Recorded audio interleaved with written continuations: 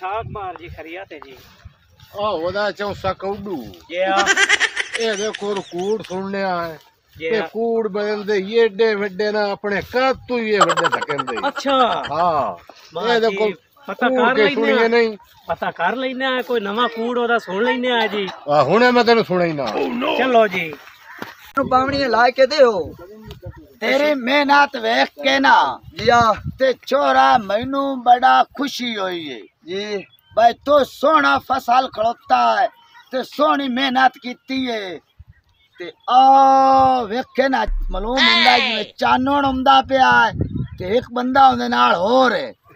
ए नाना जी मैं वेखी बेवकूफ बनाइंदा तू मेरियां गल्लां सुनदा रही बस चुप रखिया।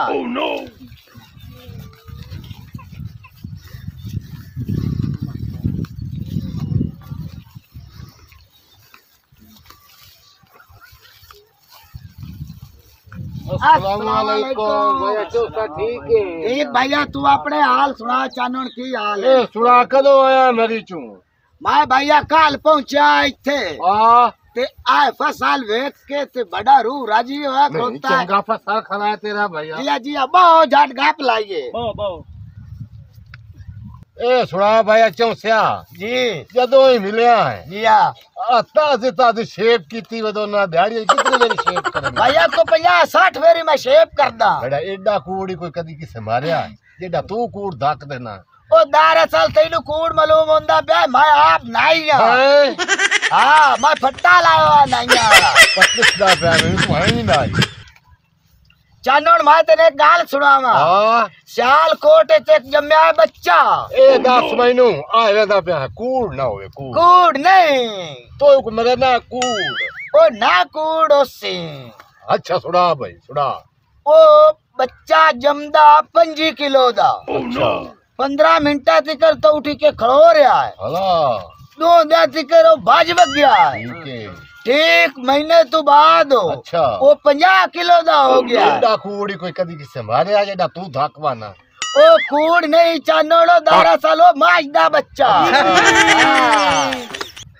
चानोड़ मोर तो ने को होर गाल सुनाई ना अच्छा साडे वाला में बंदे नाक नाल रोटी खांदे नहीं वाह वाह वाह तो कूड़ धके ना भी अपने का तू ही बड़े कौन मैं दसया ही मार ये बंदा कूड़ा ने ओ बेड़ी बुड्ढी नाक तू थोड़ा जाई थेरड़े गतेंदे यार मोर चानोड़ तो ने गाल सुनावा अच्छा मेरे दादे माल रखियो या हला ते एडी उखरानी या के सारे थे दा माल भी उस ते बाज जावे आना वो मोड़ भी अगू वधी रंदी या अच्छा हां और कोई चानोड़ तू सुना बड़ी गाल तेन मैं सुनाए बड़ी सोहनी गाल सुना तान वर्ती गाल है हां तान वर्ती गाल उआ सुना मेरा जेड़ा दादा है ना मेरा दादा हां ओदे कोल एडा वड्डा डांगा रत आया नाल छिड़दा हा बड़ा चानोड़ एडा कूड़ भाई कूड़ नहीं हकीकत है हला ओदे कोल एडा वड्डा डांगा है ना एडा वड्डा डांगा हला जिथे वदो वेया जिथे ओदा दिल करया हला ओ डांगा खड़ा च करना उस्मान नु जुझावना है मिलाए पवना हला बकरियां ही पी लेना ओसी पानी पी लेना ते एडा डांगा रख दे कि दे यार ਤੁਹਾਡੀ ਪੁਰਾਣੀ ਹੈ